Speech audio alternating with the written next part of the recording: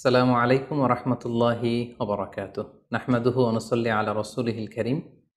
আম্মা বা'দু ফাআউযু বিল্লাহি মিনাশ শাইতানির রাজীম। বিসমিল্লাহির রহমানির রহিম। নূহ আলাইহিস সালাম আউয়ালু রাসূলিন বুইসা ইলা আহলিল আরদ।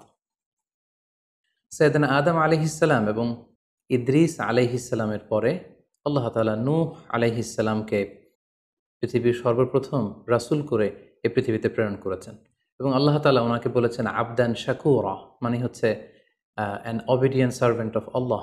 আল্লাহ তাআলার একজন কৃতজ্ঞ বান্দা হিসেবে আল্লাহ তাআলা কালামুল্লাহ মাজিদে নূহ আলাইহিস সালামকে এই উপাধি দিয়েছিলেন। পাশাপাশি তিনি হচ্ছেন উলুল আজমি মিনার রসুল, অর্থাৎ ৫ জন নবীকে আল্লাহ তাআলা কুরআনুল কারীমে দৃঢ় প্রত্যয়ী বা দৃঢ়চেতা রাসূল হিসেবে ঘোষণা করেছেন। নূহ আলাইহিস সালাম হচ্ছেন তাদের মধ্য থেকে অন্যতম। সাউদার্ন ইরাকের একটি শহরে, যেটি কুফা শহরের নিকটবর্তী একটি শহর, এমন একটি শহরে আল্লাহ তাআলা নূহ আলাইহিস সালামকে নবী হিসেবে প্রেরণ করেছিলেন। সাইয়েদনা আদম আলাইহিস সালাম থেকে শুরু করে নূহ আলাইহিস সালাম পর্যন্ত টানা ১,০০০ বছর পর্যন্ত পৃথিবীতে শিরকের সূচনা বা উৎপত্তি হয়নি। বেসিকলি নূহ আলাইহিস সালামের জামানাতেই এই পৃথিবীতে সর্বপ্রথম শিরকের সূচনা হয়েছিল। ইবলিস শয়তান সর্বপ্রথম নূহ আলাইহিস সালামের জামানার যে কওমের লোকেরা তাদের কাছে শিরকের ইন্ট্রোডিউস করেছিল। তাদের সময়ে ৫ জন আল্লাহওয়ালা ব্যক্তি ছিল। তাদের ইন্তেকালের পরে শয়তান সেই জনগোষ্ঠীর লোকদের কাছে এসে বলল, তোমরা এই সমস্ত কি ইবাদত করছো? তোমাদের পূর্বপুরুষেরা যেমনভাবে আল্লাহ তাআলার কাছে ইবাদত করে নিজেদেরকে সঁপে দিয়েছিল, তার সামনে তো তোমাদের ইবাদত কিছুই নয়।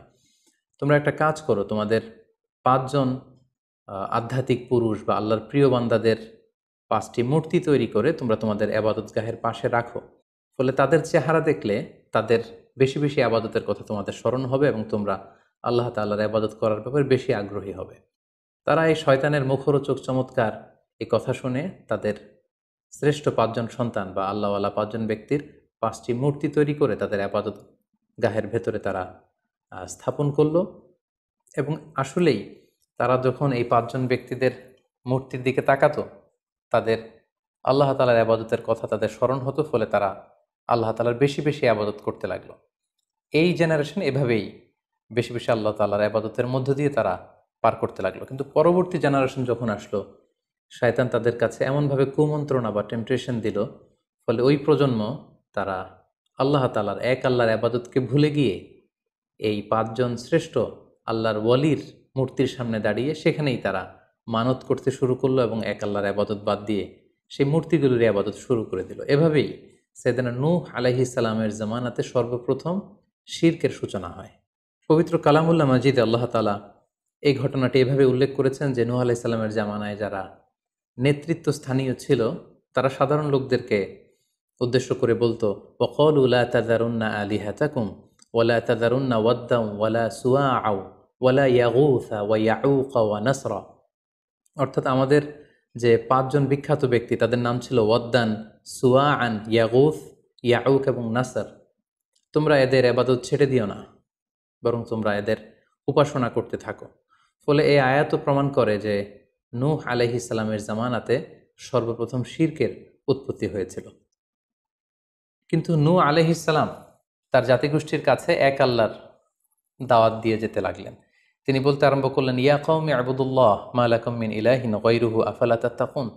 হে আমার জাতিগোষ্ঠীর লোকেরা, হে আমার জনগোষ্ঠীর লোকেরা, তোমাদের কি হলো? তোমরা কেন এক আল্লাহর ইবাদত করছো না? তোমরা কি আল্লাহকে ভয় পাও না? এবং তিনি বললেন যে আল্লাহ তাআলা আমাকে তার বাণী বাহক হিসেবে, প্রেরিত রাসূল হিসেবে তোমাদের কাছে পাঠিয়েছেন। এই যে আমি তোমাদেরকে তাওহীদের বা এক আল্লাহর ইবাদতের দিকে দাওয়াত দিচ্ছি, এজন্য তো আমি কোনো পারিশ্রমিক তোমাদের কাছে চাচ্ছি না, বরং তোমরা যেভাবে শিরক করে যাচ্ছ, এক আল্লাহ ছাড়া মূর্তির পূজা করে যাচ্ছ, ইন্নী আখাফু আলাইকুম আযাব ইয়াউমিন আযীম, আমি তোমাদের উপর কঠিনতম আযাব আসার আশঙ্কা করছি। সো তোমরা শিরক ছেড়ে দিয়ে, মূর্তি পূজা ছেড়ে দিয়ে, পৌত্তলিকতা ছেড়ে দিয়ে এক আল্লাহ তাআলার ইবাদতের দিকে ফিরে আসো।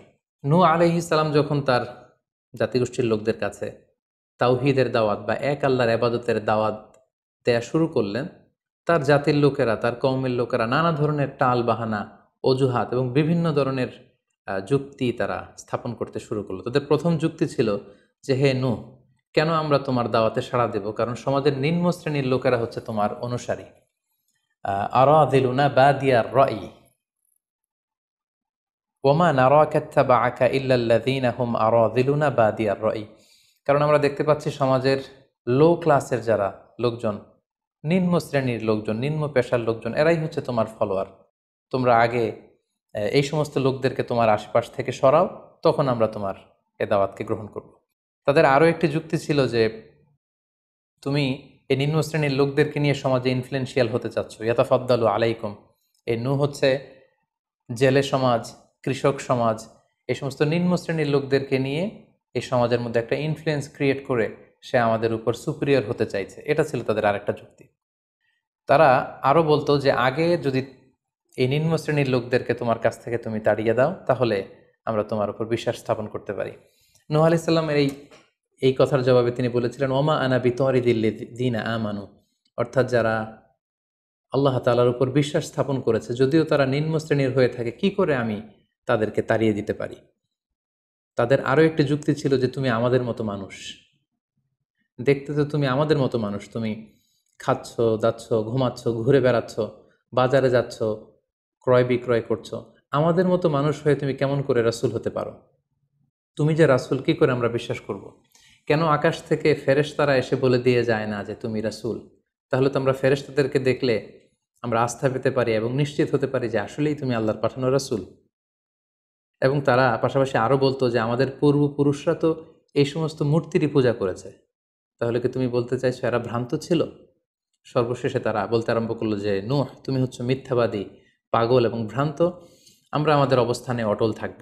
এভাবে সাইয়েদনা নূহ আলাইহিস সালামের তাওহীদের যে দাওয়াত তিনি তার সমাজে ছড়িয়ে দিচ্ছিলেন, তারা ডিরেক্টলি এই একত্ববাদের দাওয়াতকে তারা প্রত্যাখ্যান করলো, রিজেক্ট করলো। কিন্তু নূহ আলাইহিস সালাম তিনি হাল ছাড়েননি। তিনি টানা 950 বছর তার জাতিগোষ্ঠীর লোকদের কাছে তিনি এক আল্লাহর দাওয়াত দিয়ে যেতে লাগলেন।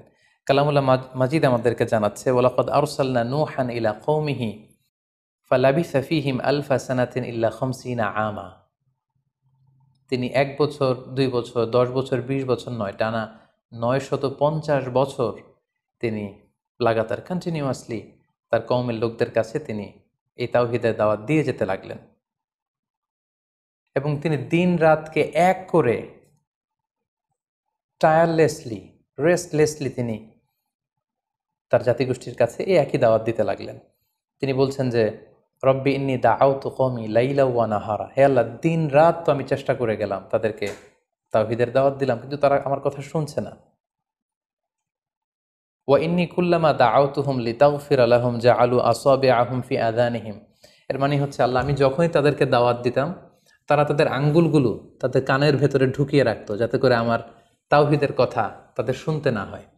এবং ওয়াস্তাগশাউ সিয়াবাহুম ওয়া আসররু ওয়াস্তাকবারু ইস্তিকবারা, তারা আমাকে দেখলেই চাদর দিয়ে তাদের মুখ পেঁচিয়ে রাখতো, যাতে করে আমার কথাগুলো তারা শুনতে না পায়।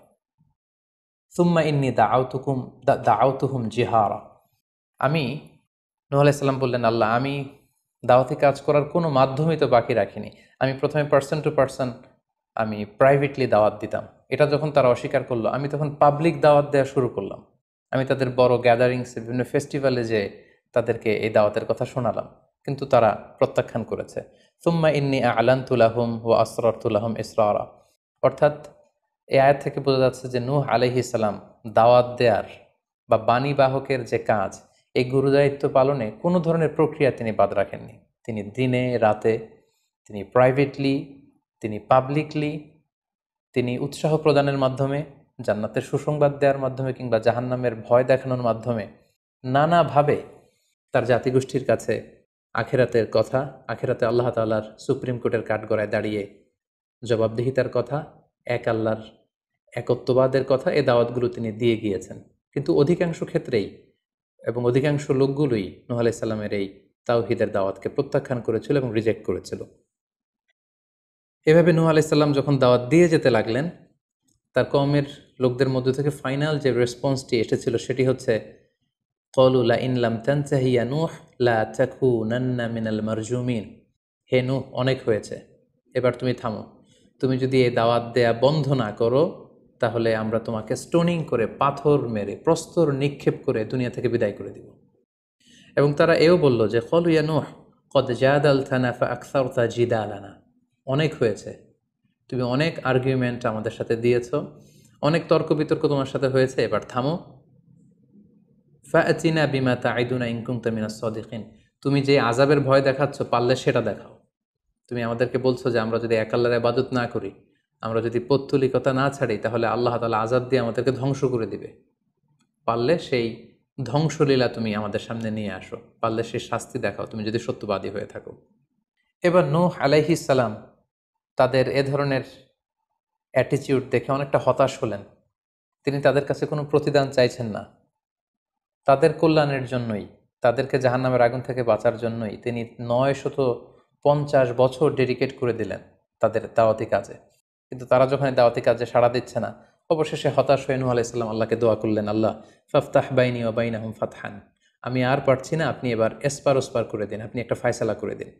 অবশেষে তিনি বদদোয়া করে বসলেন, তাদের উপর অভিশাপ দিয়ে ফেললেন, কার্ডস করে বসলেন। তিনি বললেন, রাব্বি লা তাযার আলাল আরদি মিনাল কাফিরিনা দাইয়ারা, হে আল্লাহ, আপনি এমন আযাব পাঠান, আযাব দিয়ে আপনি কাফিরদের আন্ডা বাচ্চা কাউকে আপনি অবশিষ্ট রাখবেন না, পুরো কাফির সমাজ, মুশরিক সমাজকে আপনি আযাব দিয়ে ধ্বংস করে দেন। যদি আপনি তাদেরকে বাঁচিয়ে রাখেন তাহলে তারা বিশ্বাসীদেরকেও সংক্রামিত করবে এবং তাদের অনাগত প্রজন্ম তারা পাপাচারী হয়ে এই পৃথিবীতে তারা ফাসাদ সৃষ্টি করবে। নূহ আলাইহিস সালাম যখন এরকম বদদোয়া করলেন, আল্লাহ তাআলা নূহ আলাইহিস সালামের এই অভিশাপ বা বদদোয়াকে কবুল করলেন এবং তিনি নূহ আলাইহিস সালামকে জানিয়ে দিলেন, নূহ, তোমার কথা মতো আমি এবার এটার একটা শেষ দেখে ছাড়বো এবং আমি পৃথিবীতে আযাব পাঠাবো। সে আযাবটি হচ্ছে ভয়ঙ্কর ধরনের বন্যা হয়ে যাবে গোটা পৃথিবীতে, মহাপ্লাবন ঘটবে। সো সে প্লাবন থেকে বাঁচার জন্য ওয়াসনাইল ফুলকা বিআইউনিনা ওয়া ওয়াহিনা, অর্থাৎ হে নূহ, তুমি আমার গাইডেন্স বা আমার পাঠানো দিক নির্দেশনা অনুযায়ী তুমি বিশাল একটি নৌকা বানাও বা কিস্তি বানাও বা বিশাল একটি জলতরী বা নৌযান বানাও, যাতে করে এই মহাপ্লাবন থেকে বাঁচার জন্য তুমি বিশ্বাসীদেরকে নিয়ে এই নৌযানে, এই কিস্তিতে, জাহাজে বা এই জলতরীতে, এই নৌকাতে তোমরা আশ্রয় নিতে পারো। আল্লাহ তাআলার পক্ষ থেকে এই আদেশ যখন আসলো, সাইয়েদনা নূহ আলাইহিস সালাম বিশ্বাসীদেরকে নিয়ে বিশাল এক জলতরী বা নৌকা বা বিশাল এক জাহাজ তিনি তৈরি করলেন। নূহ আলাইহিস সালামের কওমের মুশরিক লোকেরা যখন এই জাহাজ বা নৌকা বানাতে দেখলো, তারা হাসাহাসি শুরু করে দিল। কোরআন বলছে, ওয়া কুল্লামা মাররা আলাইহি মালাউম মিন কওমিহি সাখিরু মিন, তারা যখনই নৌকা বানানো, এই কিস্তি বানানো, এই বিশাল জলতরী বানাতে দেখলো, তারা ঠাট্টা বিদ্রুপ করলো। তারা বলল, নূহ, এই মরুভূমির মাঝখানে কোথায় তুমি এই নৌকা চড়াবে? তোমরা যেহেতু নৌকা বানাচ্ছ, পারলে একটা সাগরও বানিয়ে নাও, যাতে করে তোমাদের এই নৌকাকে, এই জাহাজকে তোমরা ভাসাতে পারো। সাইয়েদনা নূহ আলাইহিস সালাম এবং বিশ্বাসীরা আল্লাহ তাআলার উপর অটল থেকে আল্লাহ তাআলার দেয়া দিক নির্দেশনা অনুযায়ী তারা বিশাল নৌকা তৈরি করে ফেললেন। এ পর্যায়ে আল্লাহ তাআলা নূহ আলাইহিস সালামকে জানালেন যে মহাপ্লাবনের জন্য নূহ তুমি অপেক্ষা করতে থাকো এবং এই প্লাবনটা হবে 40 দিন লম্বা, 40 days long, and the entire wall will be drastically flooded. গোটা বিশ্বের এমন কোনো জায়গা থাকবে না, আনাচে কানাচে গোটা বিশ্বটা এই মহাপ্লাবনের আওতায় এসে পৃথিবীর সব প্রাণীগুলো মারা যাবে। সো তুমি কি করে বুঝবে যে আমি কখন এই মহাপ্লাবন পৃথিবীতে দিচ্ছি? সেটার একটা সাইন হচ্ছে, তুমি যখন চুলার ভেতর থেকে ফুরফুর করে কলকল করে পানি বেরোতে দেখবে, তখনই বুঝবে যে সে টাইমটা চলে এসেছে। তখন তুমি হাত্তা ইদা জা আমরুনা বা ফারাত তান্নুর, চুলার ভেতর থেকে আগুনের বিপরীতে পানি ছুটতে আরম্ভ করবে, তখনই বুঝবে যে সে সময়টা চলে এসেছে, মহাপ্লাবনের সময়টা একেবারে ঘনিয়ে এসেছে। কুল নাহমিল ফিহা মিন কুল্লি যাওজাইনি ইসনাইন, তখন তুমি সমস্ত বিশ্বাসী বান্দাবান্দিদেরকে, যারা তোমার ফলোয়ার, যারা একত্ববাদী বিশ্বাসী, তাদেরকে নিয়ে সেই নৌকায় তুমি আরোহণ করবে এবং প্রতিটি প্রাণী থেকে জোড়ায় জোড়ায়, অর্থাৎ ম্যাসকুলিন অ্যান্ড ফ্যামিনিন, নারী পুরুষ জোড়ায় জোড়ায় তুমি নিয়ে সেই নৌকাতে আরোহণ করবে। কারণ এই মহাপ্লাবনটা এত ভয়ঙ্কর মহাপ্লাবন হবে, ফলে পৃথিবীতে কেউ বেঁচে থাকবে না এবং তোমরাই হবে নেক্সট জেনারেশন এবং তোমাদের থেকেই পৃথিবী আবার নতুন করে সভ্যতা বিনির্মিত হবে এবং তোমাদের থেকে নতুন করে পৃথিবীর সব প্রাণীকুল আবার নতুন করে বংশবিস্তার শুরু হবে। আল্লাহ তাআলার এই গাইডেন্স অনুযায়ী নূহ আলাইহিস সালাম অপেক্ষা করতে লাগলেন যে কখন চুলার ভেতর থেকে কলকল করে পানি বেরোয়। হঠাৎ করে তিনি একদিন দেখতে পেলেন যে চুলার ভেতর থেকে পানি বেরোচ্ছে। তিনি সমস্ত বিশ্বাসীদেরকে নিয়ে এবং বিভিন্ন প্রাণীকুল থেকে জোড়ায় জোড়ায় নারী পুরুষ দুই ধরনের জেন্ডারকে একত্রিত করে নিয়ে তিনি আল্লাহ তাআলার নামে সেই নৌকার মধ্যে আরোহণ করলেন এবং আল্লাহ বললেন, ওয়াকাল আরকাবু ফিহা বিসমিল্লাহি মাজরেহা ওয়া মুরসাহা ইন্না রাব্বি লাগফুরুর রহিম। আল্লাহ বললেন, তোমরা যখন আরোহণ করবে তোমরা আল্লাহর নামে আরোহণ করবে, অর্থাৎ বিসমিল্লাহ বলে আরোহণ করবে, কারণ তোমাদের এই নৌকার এই জাহাজের গতি এবং স্থিতি এটা হবে আল্লাহর নামে। এটার সেইলিং বা অ্যাঙ্করিং, এটার পানির উপরে ভেসে চলা এবং এটার নোঙর ভিড়ানো সবটাই হবে আল্লাহ তাআলার নামে। এবং আল্লাহ তাআলার আদেশ অনুযায়ী নূহ আলাইহিস সালাম সবাইকে নিয়ে সেই নৌকায় আশ্রয় নিলেন। কোরআন আমাদেরকে জানাচ্ছে, ওহিয়া তাজরি বিহিম ফি মাউজিন কাল জিবাল। গোটা বিশ্বব্যাপী এমন ভয়ঙ্করভাবে আকাশ থেকে ঝুম বৃষ্টি নাজিল হলো, জমিন তার ভেতরে থাকা পানিগুলোকে উপরে উদ্গীরণ করে দিতে লাগলো, উপর থেকে পানি, নিচ থেকে পানি, ফলে গোটা বিশ্বে এক মহাপ্লাবনের পরিস্থিতি তৈরি হলো। এবং সেই ভয়ঙ্কর প্লাবনের মধ্যে, সেই ঝড় ঝাপটার মধ্যে, সেই পানির মধ্যে নূহ আলাইহিস সালামের সেই কিস্তি বা সেই জলতরী বা সেই নৌকা ভাসতে লাগলো। কোরআন বলছে যে ফি মাউজিন কাল জিবাল, বিশাল পাহাড় সম ঢেউয়ের মধ্যে নূহ আলাইহিস সালামের তরী আল্লাহর নামে ভাসতে আরম্ভ করলো এবং আল্লাহর নামে নূহ আলাইহিস সালাম সেই তরী ভাসিয়ে দিলেন। মহাপ্লাবনের ঠিক কিছু আগে নূহ আলাইহিস সালাম ওনার ছেলে কানাআনকে আহ্বান করলেন যে, কানাআন, তুমি এই নৌকার মধ্যে আরোহণ করো। আমরা ইতিহাস থেকে আমরা জেনেছি যে নূহ আলাইহিস সালামের 4 জন সন্তান ছিল, হাম, সাম, ইয়াফাস, কানাআন। এই 4 জন সন্তানের মধ্যে 3 জন ঈমান এনেছিল, শুধু কানাআন ছাড়া। নূহ আলাইহিস সালাম কানাআনকে বললেন, কানাআন ইয়া বুনাইয়া ইরকাব মাআনা, হে আমার প্রিয় সন্তান, তুমি নৌকায় ওঠো, আল্লাহর কাছে তওবা করো।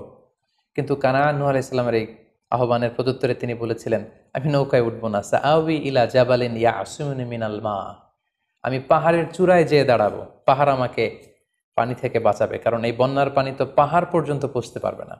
নূহ আলাইহিস সালাম বললেন, ক্বালা লা আসিমাল ইয়াউমা মিন আমরিল্লাহ ইল্লা মান রাহিম, হে কানাআন, আজকে আল্লাহর এই গজব থেকে, এই আযাব থেকে, এই মহাপ্লাবন থেকে বাঁচানোর কেউ নাই, কেউ তোমাকে বাঁচাতে পারবে না। পাহাড় তোমাকে আজকে সুরক্ষা দিতে পারবে না, বাঁচাতে পারবে না, আজকে বাঁচানোর কেউ নেই, তুমি তাড়াতাড়ি উঠে আসো এখানে। কিন্তু নূহ আলাইহিস সালামের ছেলে কানাআন অস্বীকৃতি জ্ঞাপন করলো। কোরআন বলছে, ওয়াহালা বাইনাহুমাল মাউজু ফাকানা মিনাল মুগরাকিন, বাবা আর ছেলের মধ্যে যখন এ ধরনের কথা চলছিল, হঠাৎ করে বিশাল এক সাগরের ঢেউয়ের ধাক্কা এসে নূহ আলাইহিস সালামের সন্তান কানাআনকে পানির মধ্যে ডুবিয়ে দিল। তাহলে এই আয়াত থেকে বুঝলাম কানাআন যারা ডুবে গিয়েছিল তাদের অন্তর্ভুক্ত হয়েছিল। এবং মজার ব্যাপার হচ্ছে, নূহ আলাইহিস সালামের স্ত্রীও এই মহাপ্লাবন থেকে বাঁচতে পারেনি। সেও ঈমান না আনার কারণে যারা ধ্বংস হয়েছিল, যাদের সলিল সমাধি হয়েছিল মহাপ্লাবনের পানির মধ্যে, নূহ আলাইহিস সালামের স্ত্রীও সেখানে নিহত হয়েছেন। এখন একটি প্রশ্ন এসে দাঁড়ায়, সেটি হচ্ছে যে এটা কি একটা গ্লোবাল ডিজাস্টার ছিল কিনা? এটা কি ইরাকের সেই সাউদার্ন পার্টেই শুধু এই বন্যাটা হয়েছিল, না গোটা বিশ্বব্যাপী হয়েছিল? এ নিয়ে ঐতিহাসিকদের মধ্যে অনেক ধরনের মতামত পাওয়া যায়। তবে একটা বড় সংখ্যক ঐতিহাসিক মুআররিখুন তারা বলেছেন যে ইট ওয়াজ এ গ্লোবাল ডিজাস্টার। এই ফ্লাড, এই বন্যাটা ছিল গোটা বিশ্বব্যাপী। কারণ আল্লাহ তাআলা কোরআনে বলেছেন, নূহ আলাইহিস সালামের বদদুয়ার কথা বলেছেন। নূহ আলাইহিস সালাম বলেছেন যে, রব্বি লা তাযার আলাল আরদি মিনাল কাফিরিনা দাইয়ারা, হে আল্লাহ, এই জমিনে একজন কাফিরকেও আপনি বাঁচিয়ে রাখবেন না। সো এই আর্থ শব্দটা প্রমাণ করে তিনি গোটা বিশ্বের দিকে ইঙ্গিত করেছেন। এবং আল্লাহ যখন জমিনকে ইঙ্গিত করেছেন, ইয়া আরদুবলাই, হে পানি তুমি নিচের দিকে চলে যাও, ফলে এই আর্থ দ্বারা বোঝা যাচ্ছে যে শুধু ইরাকের সেই সাউদার্ন ইরাকের কুফা শহরের পাশেই এই বন্যাটা লিমিটেড বা সীমিত ছিল না, বরং এই ডিজাস্টারটা ছিল একটা গ্লোবাল ডিজাস্টার। গোটা বিশ্বব্যাপী মহাপ্লাবনের পানিতে গোটা বিশ্বের সব সয়লাভ হয়ে গিয়েছিল। 40 দিন এই বন্যাটা কন্টিনিউ করেছে এবং 40 দিনের এই সময়ে মহাপ্লাবনে যত কাফির, মুশরিক এবং নূহ আলাইহিস সালামের সময়কালের যত মুশরিক এবং অবাধ্য লোকেরা ছিল, সবাইকে আল্লাহ তাআলা এই বন্যার মাধ্যমে ধ্বংস করেছেন। 40 দিন পর আল্লাহ তাআলা আদেশ করলেন, ইয়া আরদু বুলাঈ মাআকি ওয়া ইয়া সামাউ আকলিঈ, অর্থাৎ হে আকাশ, তুমি বৃষ্টি বর্ষণ করা এবার স্টপ করো, এবার বন্ধ করো। এবং জমিনকে বললেন, জমিন তুমি যে মাটির ভেতর থেকে পানি বের করছিলে, এই পানি বের করা বন্ধ করে তুমি ভূপৃষ্ঠের উপরে থাকা পানিগুলোকে গিলে ফেলো। ওয়াকিদল মা, ফলে আল্লাহ তাআলার আদেশের সাথে সাথে পানি বর্ষণ এবং পানি জমিনের ভেতর থেকে বের হয়, এটা বন্ধ হলো। ওয়াস্তাওয়াত আলাল জুদি, নূহ আলাইহিস সালামের এই বিশাল জলতরী বা কিস্তি বা নৌকা জুদি পাহাড়ে যেয়ে থামল। জুদি পাহাড়ে এই তরীর নোঙর ভিড়ল। এখন জুদি পাহাড়টা কোথায়? কিছু কিছু ঐতিহাসিকরা বলেছেন যে ইরাকের মোসেল শহরে একটি বিশাল মাউন্টেন রেঞ্জ রয়েছে, সেই পাহাড়ের একটা অংশের নাম হচ্ছে জুদি পাহাড়। কোনো কোনো ঐতিহাসিকগণ বলেছেন এই জুদি পাহাড়টি আর্মেনিয়াতে অবস্থিত। অনেক ঐতিহাসিকগণ মত প্রকাশ করেছেন যে এটি ইরাকেও নয়, এটি আর্মেনিয়াতেও নয়, বরং এটি তুরস্কের একটি পাহাড়। এবং তারা বিশাল বড় একটি নৌকার খণ্ড দিয়ে ঐতিহাসিকভাবে অনেকেই প্রমাণ করতে চেয়েছেন যে নূহ আলাইহিস সালামের সেই কিস্তির কিছু অংশ আজও সেই পাহাড়ের মধ্যে রয়ে গিয়েছে। সেই জুদি পাহাড়ে যখন এই নৌকাটি ভিড়ল, আল্লাহ তাআলা তখন নূহ আলাইহিস সালামকে আদেশ করলেন, ইহবিত বিসালামিন মিন্না, তুমি এবার শান্তির সাথে সেফলি সাউন্ডলি তুমি এবার সেই জুদি পাহাড়ে তোমরা নামো। ও বারাকাতিন আলাইক, তোমাদের উপর আমার পক্ষ থেকে বারাকা ব্লেসিং থাকবে। ও আলা উমামিম মিম্মান মাআক, এবং তোমার সাথে যারাই আছে সবার জন্য আমার পক্ষ থেকে ব্লেসিং থাকবে। এবং এই বিশাল মহাপ্লাবন থেকে যে আমি তোমাদেরকে বাঁচিয়ে দিয়েছি, শুকরিয়া স্বরূপ তোমরা সবাই পড়ো আলহামদুলিল্লাহ। ফাকুলিল হামদুলিল্লাহ। কোরআন বলছে যে তারা সবাই আল্লাহর প্রশংসা করে সেখান থেকে নেমে আসলো। এবং নূহ আলাইহিস সালামকে আল্লাহ তাআলা শিখিয়ে দিলেন, নূহ এবার তুমি পড়ো রব্বি আনজিলনি মুনজালান মুবারাকান ওয়া আনতা খায়রুম মুনজিলিন, অর্থাৎ হে আল্লাহ আপনি এমন জায়গায় আমাদেরকে অবতরণ করুন যে জায়গাটা আমাদের জন্য কল্যাণকর, কারণ আপনিই তো উত্তম অবতরণকারী। ফলে নূহ আলাইহিস সালামের সাথে যারা ছিল বিশ্বাসীরা, তারা এবং তার সাথে প্রাণীকুলের মধ্য থেকে যারা ছিল সবাইকে নিয়ে নূহ আলাইহিস সালাম এই জমিনে বন্যা পরবর্তী মহাপ্লাবন পরবর্তী সময়ে তিনি সবাইকে নিয়ে এই জমিনের মধ্যে আবার নেমে আসলেন। ফলে ঠিক ওই সময়টাতে পৃথিবীতে আর কোনো কাফের, কোনো মুশরিক, কোনো পৌত্তলিক ছিল না, বরং তখন এটা ছিল, it was very fresh and pure monotheist generation, একত্ববাদী একটা প্রজন্ম। ফলে এখানে ঠিক ঠিক ওই সময়টাতে পৃথিবীতে আর কোনো কাফির মুশরিক আর ছিল না। আমরা আমাদের আলোচনার শুরুর দিকে বলেছিলাম যে নূহ আলাইহিস সালামের 4 জন ছেলে ছিল, হাম, সাম, ইয়াফাস এবং কানাআন। এবং ঐতিহাসিকভাবে এটা ঐতিহাসিক বিভিন্ন ধর্মগ্রন্থ থেকেও এটা প্রমাণিত যে এই 4 ছেলের মধ্য থেকে একজন ছেলে ছিল কানাআন, যে মহাপ্লাবনে মৃত্যুবরণ করেছে। এবং হাম, সাম এবং ইয়াফেস, তাদের মধ্য থেকেই মূলত গোটা বিশ্বে নতুন করে মানব সভ্যতার আবার সূচনা হয়েছে। নূহ আলাইহিস সালামের ছেলে হাম, তিনি আফ্রিকাতে তার পরিবার নিয়ে বসবাস শুরু করেন। এবং ওনার ছেলে সাম, যেখান থেকে সেমাইটিক শব্দটি আমরা বলে থাকি, ওনার ছেলে সাম তার আত্মীয় স্বজন এবং তার বংশধরদেরকে নিয়ে ধীরে ধীরে মধ্যপ্রাচ্য বা দূরপ্রাচ্যের এই এরিয়াতে পরবর্তীতে তারা বসবাস শুরু করেন। এবং ওনার ছেলে ইয়াফেস বর্তমান যে চীন বা তার আশেপাশের যে এরিয়াগুলো আছে সেখানে বসবাস শুরু করেন। এবং সেখান থেকেই মানব ইতিহাস আবার নতুন করে তার পথ চলা শুরু করলো। এবং গোটা বিশ্বে বাচ্চা রিজালান কাসীরা ওয়া নিসা, অনেক নারী পুরো গোটা বিশ্বে সেখান থেকে আবার ছড়িয়ে পড়তে আরম্ভ করলো। এভাবেই নূহ আলাইহিস সালাম একত্ববাদের দাওয়াত দিয়ে নিরলস প্রচেষ্টা করে ওনার জীবনকে তিনি অতিবাহিত করেছেন। সাইয়েদনা নূহ আলাইহিস সালাম ওনার ইন্তেকালের পরে ওনাকে কোথায় কবর দেওয়া হয়েছে এ নিয়ে 2টি মত পাওয়া যায়।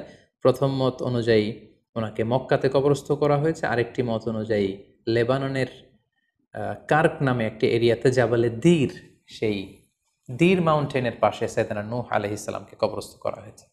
সম্মানিত সুধী, এই ছিল নূহ আলাইহিস সালামের সংক্ষিপ্ত, বর্ণাঢ্য এবং সংগ্রামী জীবন কাহিনী।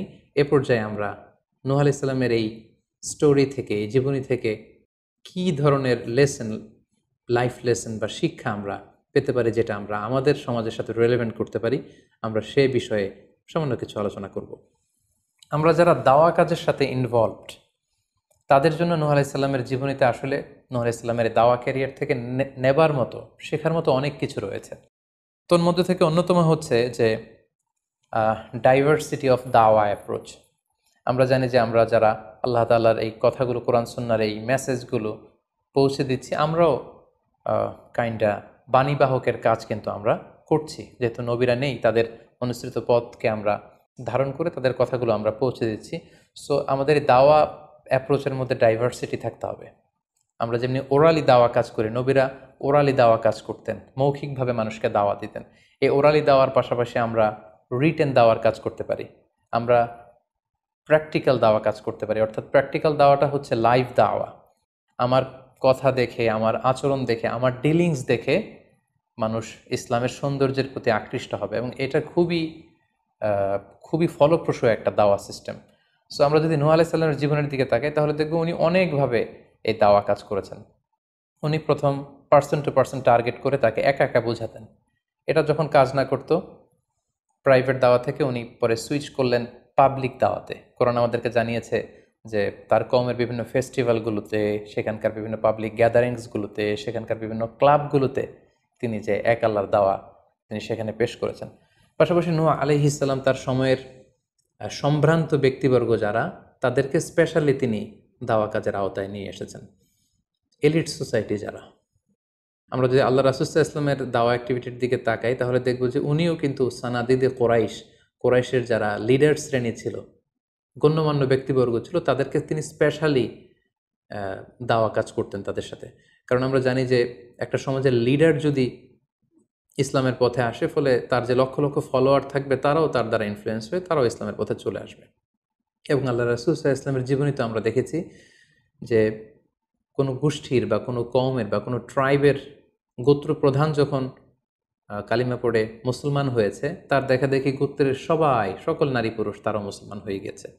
দাওয়া কাজ আঞ্জাম দেওয়ার ক্ষেত্রে যারা এলিট সোসাইটি বা সমাজের গণ্যমান্য ব্যক্তিবর্গ যারা থাকবে, তাদেরকে দাওয়া দেওয়ার ক্ষেত্রে আমাদেরকে স্পেশাল এফোর্ট দিতে হবে। কারণ তাদেরকে যদি আমরা ইসলামের পক্ষে, সত্যের পক্ষে কনভিন্সড করতে পারি, ফলে তারা সমাজের আরও অনেক লোককে ইনফ্লুয়েন্স করে ইসলামের সুশীতল বাণীর ভেতরে নিয়ে আসতে পারবে। তো এর মানে এই নয় যারা নিম্ন শ্রেণীর বা যারা সমাজের মধ্যবিত্ত বা নিম্ন মধ্যবিত্ত যে ফ্যামিলিগুলো রয়েছে বা যে সমস্ত লোকজন রয়েছে, তাদেরকে আমরা গুরুত্ব দিব না, ব্যাপারটি এমন নয়। বরং নূহ আলাইহিস সালামের ঘটনা থেকে আমরা বুঝতে পারছি যে একটা হচ্ছে মাস পিপুলদের জন্য দাওয়া, আর একটি হচ্ছে যারা সমাজের উচ্চ শ্রেণী তাদের জন্য স্পেশালি কিছু টাইম স্পেন্ড করা, তাদেরকে আলাদাভাবে দাওয়া দেওয়া, এবং অথবা তাদের উপযোগী করে দাওয়া অ্যাক্টিভিটি তাদের কাছে যদি আমরা প্রেজেন্টেশন করতে পারি, তাহলে নিঃসন্দেহে তারাও ইসলামের সৌন্দর্যের দ্বারা আকৃষ্ট হবে। নূহ আলাইহিস সালামের এই জীবন কাহিনী থেকে আমরা আরও একটি বিষয় শিখতে পারি, সেটি হচ্ছে দাওয়া কাজে কখনো হতাশ হওয়া যাবে না, নিরাশ হওয়া যাবে না, এবং হাল ছাড়া যাবে না, বরং ভরসা রাখতে হবে আল্লাহর উপর। কারণ আমরা কয় বছর দাওয়া কাজ করে যাচ্ছি, আমরা কতটুকু এফোর্ট দিয়েছি, আমরা কতটুকু টাইম স্পেন্ড করেছি, আমরা কতটুকু স্যাক্রিফাইস করেছি। আমরা যদি নূহ আলাইহিস সালামের জীবনের দিকে তাকাই, তাহলে দেখব যে তিনি টানা 950 বছর টানা লাগাতার তিনি তার জাতিগোষ্ঠীর কাছে দাওয়াতি কাজ করেছেন, কিন্তু তিনি নিরাশ হননি, হতাশ হননি, হাল ছেড়ে দেননি, তিনি ভরসা রেখেছিলেন আল্লাহ তাআলার উপর। সো আমরা যারা দাওয়া কাজ করছি, আমরা ইনস্ট্যান্ট ফলাফলের জন্য যেন বসে না থাকি, আমরা আমাদের দায়িত্বটুকু পালন করব। নূহ আলাইহিস সালামের এই স্টোরি থেকে আমরা আরও একটি বিষয় শিখতে পারি, সেটা হচ্ছে আমাদের কাজ হচ্ছে ইফোর্ট দেয়া, বাট এটার কমপ্লিশন, এটার রেজাল্ট আসবে আল্লাহ তাআলার পক্ষ থেকে। আরবিতে বলা হয় যে আস-সা'য়ু মিন্না ওয়াল ইতমামু মিনাল্লাহ, প্রচেষ্টা করার মালিক আমরা, সফলতা দেওয়ার মালিক হচ্ছেন আল্লাহ। আমি অনেক দাওয়াতি কাজ করছি, কিন্তু আমার দাওয়াতি কাজে কেউ সাড়া দিচ্ছে না, কেউ রেসপন্স করছে না, আমার দাওয়াতি কাজে কেউ ইসলামের প্রতি আকৃষ্ট হচ্ছে না, ইট ডাজন্ট মিন দ্যাট আমি একজন ব্যর্থ দায়ী, না, এটা কখনোই না। বরং আমি সিনসিয়ারিটির সাথে আমার সর্বোচ্চ প্রচেষ্টাটুকুন আমি করছি কিনা, সেটাই হচ্ছে দেখার বিষয়। আমার কত ফলোয়ার, আমার ডাকে কত মানুষ সাড়া দিল, এটা দেখার বিষয় না, বরং আমি আমার রোলটা প্লে করতে পারছি কিনা সিনসিয়ারিটির সাথে, এটা হচ্ছে দেখার বিষয়। এর কারণ হচ্ছে আল্লাহর হাবিব সাল্লাল্লাহু আলাইহি ওয়াসাল্লাম বলেছেন, কিয়ামতের দিন অনেক নবী দাঁড়াবে যাদের ফলোয়ার হচ্ছে হাতে গোনা অল্প কয়েকজন, মানে অল্প কয়েকজন ঈমান এনেছিল। পৃথিবীতে অনেক নবী ছিল, তারা কিয়ামতের দিন দাঁড়াবে, তার বিশ্বাসী উম্মতের সংখ্যা হচ্ছে মাত্র 2 জন। পৃথিবীতে এরকম অনেক নবী ছিল, কিয়ামতের দিন তিনি দাঁড়াবেন, তার উপর বিশ্বাস এনেছিল মাত্র 1 জন, মানে নবীও একজন, তার প্রতি ঈমানও এনেছে মাত্র 1 জন। এমনও অনেক নবী কিয়ামতের দিন আল্লাহ তাআলার দরবারে দাঁড়াবে যেই নবীর কোনো ফলোয়ার নাই, যেই নবীর কোনো বিশ্বাসী উম্মত নাই। অর্থাৎ নবী শুধু একা, তার সারা জীবনের দাওয়া কাজে কেউ তার ডাকে সাড়া দেয়নি। তার মানে কি তিনি ব্যর্থ? নেভার, কখনো না। তিনি তার দায়িত্বটুকুন পালন করেছেন, এজন্য তিনি আল্লাহ তাআলার দরবারে তিনি সফল। সো কে আপনার ডাকে সাড়া দিবে, কে ইসলামের পথে আসবে, এটা আমাদের দেখার বিষয় না। আমাদের দেখার বিষয় হচ্ছে আমরা আমাদের দায়িত্বটুকুন পালন করেছি কিনা, আমরা কোরআনের ইসলামের সুন্দর বিউটিফুল মেসেজগুলো আমরা পৌঁছে দিতে পেরেছি কিনা। That should be hour concern. সেটাই হচ্ছে আমাদের দায়িত্ব। সূরা হুদে নূহ আলাইহিস সালামের ফলোয়ার কত ছিল এ ব্যাপারে আমরা জানতে পারি। আল্লাহ তাআলা বলছেন, ওয়ামা আমানা মাআহু ইল্লা কালিল। মানে নূহ আলাইহিস সালামের জাতিগোষ্ঠীর হাতে গোনা অল্প কিছু লোক ছাড়া তার প্রতি অন্যান্যরা ঈমান আনেনি। এই অল্প কিছু লোক, তাদের সংখ্যা কত? তাফসির ইবনে কাসিরে এসেছে, সাইয়েদনা ইবনে আব্বাস বলেন যে কানু সামানিনা নাফসান মিনহুম নিসাউহুম, নারী পুরুষ মিলিয়ে ৮০ জন। Could you imagine that? ৯৫০ বছরের দাওয়াতি ক্যারিয়ারে ওনার উপর ঈমান এনেছে মাত্র ৮০ জন। তার মানে প্রতি ১০০ বছরে অন অ্যান অ্যাভারেজ ১০ জন ওনার উপর ঈমান আনেনি। কিন্তু উনি হচ্ছেন উলুল আজমি মিনার রুসুল। এই মহাবিশ্বের ৫ জন শ্রেষ্ঠতম নবীদের মধ্য থেকে তিনি হচ্ছেন অন্যতম। সো আমাদেরকে দেখতে হবে আমরা আমাদের দায়িত্বটুকুন পালন করছি কিনা। কতজন আমাদের ডাকে সাড়া দিল, কতজন আমাদের ফলোয়ার হলো, কতজন ইসলামের পথে আসলো কে আসলো না, সেটা আল্লাহ তাআলা নির্ধারণ করবেন। নূহ আলাইহিস সালামের জীবনী থেকে আমরা আরও যে শিক্ষাটি পাই, এবং এটি খুবই গুরুত্বপূর্ণ একটি লেসন, সেটা হচ্ছে হিদায়া অনলি বিলংস টু আল্লাহ। হেদায়েত দেওয়ার মালিক হচ্ছেন Allah. Canaan and the wife of Nuh for example, যেমন নূহ আলাইহিস সালামের ছেলে কানাআন কিংবা তার স্ত্রী, তারা কিন্তু নূহ আলাইহিস সালামের প্রতি ঈমান আনেনি। তার মানে বাবা নবী হয়ে অনেক সময় ছেলে ঈমান আনতে পারেনি, তার ভাগ্যে সেটা জোটেনি। নূহ আলাইহিস সালাম নবী ছিলেন, কিন্তু তার স্ত্রী তার প্রতি ঈমান আনেনি। এজন্য আল্লাহ তাআলা বলছেন, ইন্নাকা লা তাহদি মান আহবাবতা ওয়ালাকিন্নাল্লাহা ইয়াহদি মান ইয়াশা। হে নবী, আপনি যাকে চান তাকে আপনি হেদায়েত দিতে পারবেন না, কারণ হেদায়েত দেওয়ার মালিক আপনি নন। হেদায়েত দেওয়ার নিরঙ্কুশ একচ্ছত্র ক্ষমতা হচ্ছে শুধুমাত্র কেবলমাত্র আল্লাহ তাআলার হাতে। তিনি যাকে চাইবেন তাকে তিনি হেদায়েত দেন। আমরা চাইলেই কাউকে হেদায়েত দিতে পারবো না। নূহ আলাইহিস সালামের জীবনী থেকে আরও একটি বড় শিক্ষা হচ্ছে যে আল্লাহ তাআলা হুট করেই কাউকে আযাব দেন না বা শাস্তি পাঠান না, বরং আল্লাহ তাআলা বারবার সুযোগ দিয়ে থাকেন। অনেক সুযোগ দেওয়ার পরে, বারবার সুযোগ দেওয়ার পরেও যখন কেউ সত্যের পথে ফিরে আসে না, বরং বারবার তারা অবাধ্যতা, দাম্ভিকতা এবং বাড়াবাড়ি করে, ঠিক তখনই আল্লাহ তাআলা তাদেরকে শাস্তি দেন। আমরা নূহ আলাইহিস সালামের জাতিগোষ্ঠীর দিকে যদি তাকাই, তাহলে দেখব যে তিনি ৯৫০ বছর তাদেরকে চান্স দিয়েছেন। এত লম্বা সময় তাদেরকে সুযোগ দেওয়ার পরেও তারা সত্যের পথে ফিরে আসেনি। অতঃপর আল্লাহ তাআলা মহাপ্লাবন দিয়ে পুরো জাতিগোষ্ঠীকে ধ্বংস করে দিয়েছেন। নূহ আলাইহিস সালামের জীবনী থেকে সর্বশেষ যে শিক্ষাটি আমরা পাই, সেটি হচ্ছে সব ধ্বংস নয়। কিছু ধ্বংস আছে যেটা আবার নতুন করে সৃষ্টি করে, অর্থাৎ সৃষ্টির জন্য ধ্বংস। আমরা যদি দেখি যে আল্লাহ তাআলা এমন এক গজব পাঠালেন, এমন এক পানিশমেন্ট দিলেন, এমন এক মহাপ্লাবন দিলেন, যেটা দিয়ে গোটা পৃথিবীবাসীকে তিনি ধ্বংস করেছেন, অল্প কিছু মানুষ ছাড়া। কিন্তু আমরা যদি অন্য দিক থেকে খেয়াল করি, তাহলে দেখব যে এই ধ্বংসটি ধ্বংসের জন্য নয়, এই ধ্বংসটি ছিল নতুন করে সৃষ্টির জন্য। আমরা দেখি যে অনেক এলাকাতে অগ্নিকাণ্ড ঘটে, সেখানে হয়তো বেড়ার ঘর ছিল, টিনের ঘর ছিল, তো অগ্নিকাণ্ড ঘটার পরে সেখানে বিশাল করে বিল্ডিং তৈরি হয়। তার মানে সব ধ্বংসের জন্য নয়, কিছু ধ্বংস আছে সৃষ্টির জন্য। নূহ আলাইহিস সালামের ক্ষেত্রেও এই ধ্বংসের ব্যাপারটি ঠিক এমনই ঘটেছিল। এই ধ্বংসটা শুধু ধ্বংসের জন্য নয়, বরং কাফিরদেরকে, মুশরিকদেরকে ধ্বংস করে দিয়ে নতুন এক একত্ববাদী প্রজন্মের সূচনা যাতে পৃথিবীতে ঘটে, সেজন্য আল্লাহ তাআলা এই ধ্বংসের সূচনা করেছিলেন। আল্লাহ তাআলা আমাদের সবাইকে আম্বিয়া আলাইহিমুসসালামদের অনুসৃত পথে থেকে তাদের মত এবং পথকে বেছে নিয়ে সিরাতুল মুস্তাকিমে পরিচালিত হওয়ার তৌফিক দান করুক।